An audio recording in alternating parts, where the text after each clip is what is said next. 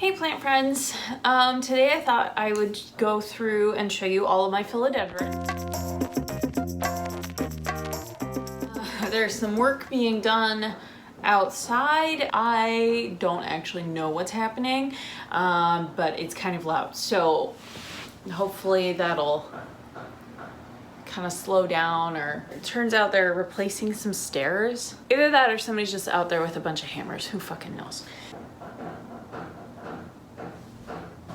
So it's been a while since I've been on. I left my day job in real estate at the end of October, and I had a part-time gig lined up as well as teaching voice lessons privately in my apartment, well, on Zoom right now. Basically, I've gotten a little busy, which is really good for me because I don't want to stay in real estate forever. I don't want to stay at my day job forever. It's made it so that I don't exactly always have time to film stuff, or I don't feel up for filming things, and that's fine. I'm just doing this for fun. Ugh, the lighting. Oh God. Philodendron are super hot right now, but I'm actually more of a Monstera person. However, it's a lot easier to get a hold of a lot of different kinds of philodendrons. So as a plant addict, of course, I'm gonna have a bunch of philodendrons. So let me start off with my most basic, I guess, and we'll go from there. The philodendron that I've had the longest is my Philodendron Brazil. Super gorgeous, super long. The vine is about 5 feet long, and it sits on top of my bookshelf. But this is a really easy one to take care of. I've repotted her 3 times because I wasn't happy with the pot. It didn't need it. She's bounced back. I think I've lost a total of 5 leaves, and I've had her for over a year. She was in a hanging basket for a while, and it was beautiful. I had some rafters at my place in Cleveland, and she was just hanging from the rafters. But this is a Philodendron Brazil, so I believe it's Philodendron heteroecium.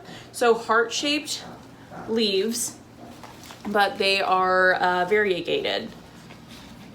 So I have some stripes coming up through these guys and some really beautiful foliage. I don't know, I have some half moon leaves, which are really kind of cool. And this doesn't get that much sunlight, so it's not a super fast grower, which I'm okay with, because it's really honestly not one of my favorite plants. And I got it at like Lowe's or Home Depot, and it was just really, it's a nice plant, but it's not my favorite. I have a few yellowing leaves, but that's because I went like a month and a half without watering it. This is also in a completely plastic pot. There is drainage down here, so really pretty. My bookshelf is actually like a blue color, so these leaves look really pretty up against it. This is a new one coming. A lot of really nice variegation on this guy. And it's really easy. You let them dry out. Oh God, this lighting. So you let them dry out quite a bit before you water them again. And they can take quite a bit of abuse. Like I said, I went like a month and a half without watering this guy. It's a nice plant. I don't know how long I'll keep it, but it's this beautiful cascade. And as long as it keeps cascading and doing its thing, then it's probably gonna stay on top of that bookshelf. The next philodendron that I wanna talk about is my Philodendron micans. I think I showed this prop in a video earlier this year, or maybe I didn't, I don't remember. But it only had like those 2 leaves, and those 2 leaves have nothing on the back sides. They're not very velvety or anything like that. Well, since then it has put out quite a few more little leaves. It's just a little prop. It's in this little tiny 4-inch container, and the back sides are starting to color up nicely. Ugh, I hate this lighting. What is wrong? Ugh. Okay, a lot of philodendrons can dry out. They can take some abuse. Especially the ones that we grow in our homes and are cultivated. Those ones are typically more hardy because, I mean, they've stood the test of time. Like, let's be real here, that's what it is. So this little guy is going to get much bigger and much fuller. I would like to have it be able to climb up something a little bit so the leaves get nice and thick and full. And that kind of will give me my melanochrysum wish because melanochrysum are amazing, but I do not have melanochrysum money. So there we go. My cute little philodendron mycans. So the one that everybody knows I have, my black cardinal philodendron. This guy has lost a few leaves. I've moved it into better lighting. It's doing better. It's pushing out another new leaf here. It's kind of caught in the sheath, but whatever. This guy, self-heading philodendron, it's supposed to stay smaller and more compact. I don't think it would grow quite like this if I had it in a more brightly lit, or at least a light from above. It's kind of leaning a little bit. So I do make sure I turn this, and actually I'm going to turn it so that this side faces the front, because this side right now is kind of like the back side of the plant. I don't know if you can tell, but all of the leaves are facing this way. Oh, that is really creased actually. I've never had a philodendron like stay in its sheath like this. I hear it's a humidity issue, and it is pretty dry in this room. These two came from a plant trade. That was my last plant purchase of the year. It's too cold for me to justify spending money on plants, and this trade was actually organized in October, but the deadline for them being sent was in the middle of November. And if I had been thinking about it, I wouldn't have signed up. Partly because it's too cold, and the mail is just ridiculous right now with the gutting of our USPS. My tradeee has still not gotten her plant trade, and there's a kind of a rare plant in there, and it happened to be on her wish list. So I'm pretty pissed about that. But ranting aside, this was my last plant trade of the year. They're currently in sphagnum moss, and they didn't fare very well in the mail. That's whatever.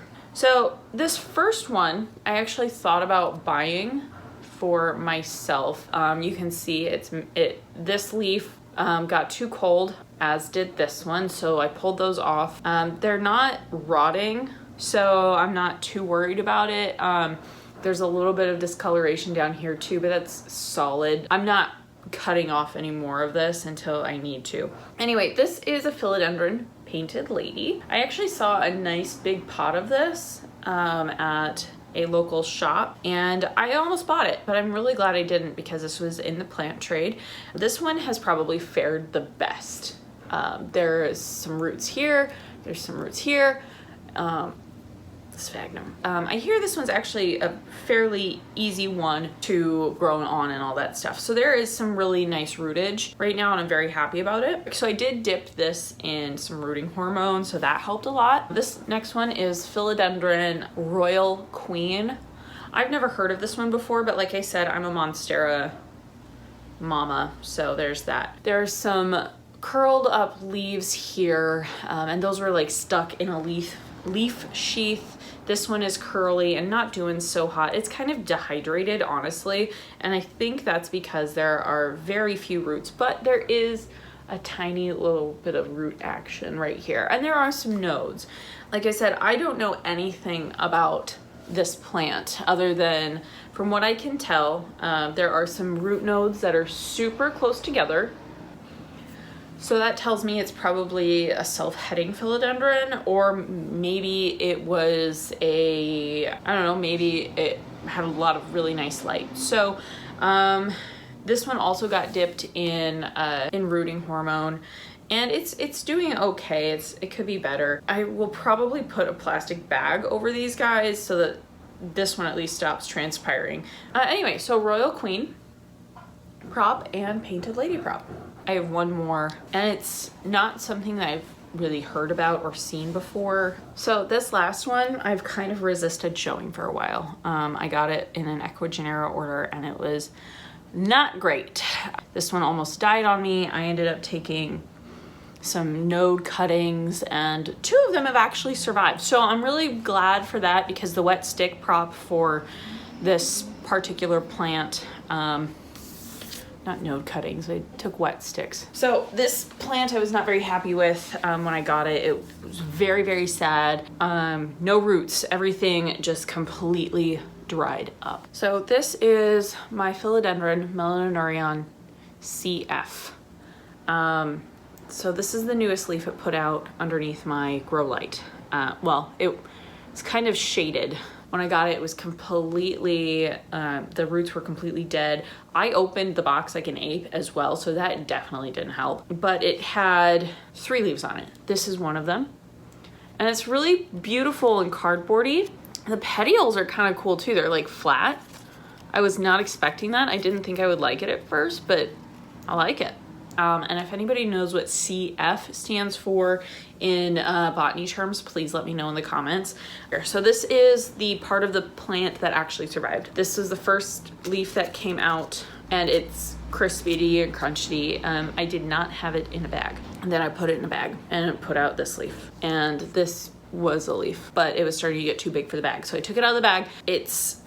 I think it just needs more humidity than what I can give it right now, because it is the winter. There is a new leaf coming right here. Anyway, there's a new leaf coming there, and it's nice and corrugated. The thing that I do know about this plant is it has these cool corrugated leaves, and some of them can get really like fat and wide, and some of them can be more like kind of like Veitchii vibes, like Anthurium Veitchii.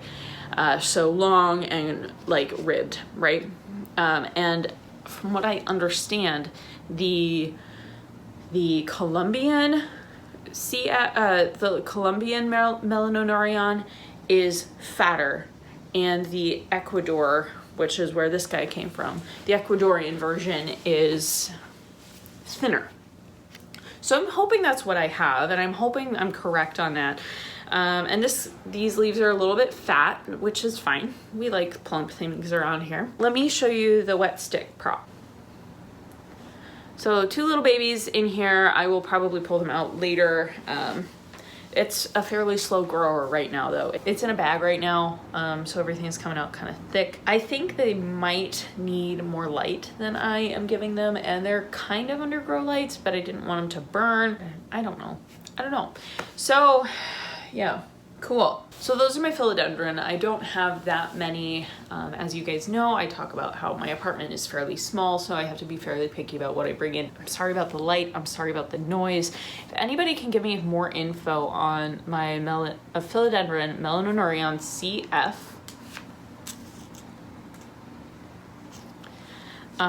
that would be fantastic. Oh, something that was really cool when I repotted this, the roots on this were kind of like orange and fuzzy.